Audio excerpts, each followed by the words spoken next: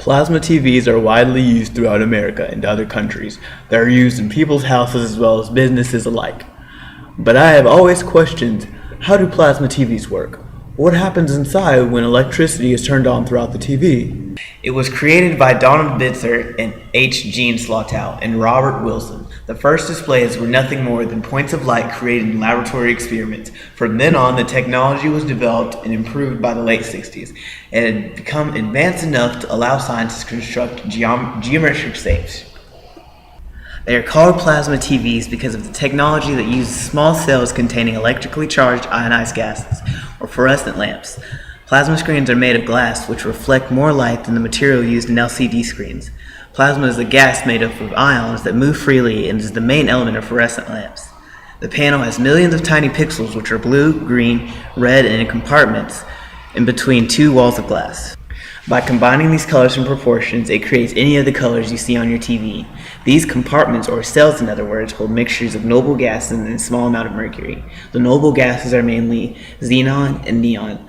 When the mercury is vaporized and the voltage is applied across the compartments, the gas forms a plasma. With the flow of electrons, some electrons collide with mercury particles as they move through the plasma. For a small period of time, the energy level of the molecule jumps to a higher energy level because of the gain of energy. When the electron falls back down to its regular energy level, it releases a photon of light. This is how the light on the screen appears. Mercury sheds its energy off as UV photons. The UV photons then strike phosphor that is coated on the walls of the compartments. When the UV photons and the phosphor molecules collide, it raises the energy level of the outer orbit electron in the phosphor molecule, thus moving the electron from a stable to unstable state. The electron sheds the excess energy as a photon at a lower energy level than UV light. The lower energy photons are mostly in the infrared range, but around 40% are in the visible light range. Therefore, the input energy is shed as mostly heat and also as visible light. Depending on the phosphors used, different lights and colors are achieved. Each pixel is comprised of 3 cells containing the primary colors of visible light. When electricity is released on plasma and free electrons, the atoms begin to get very excited and bump into each other, knocking more electrons free.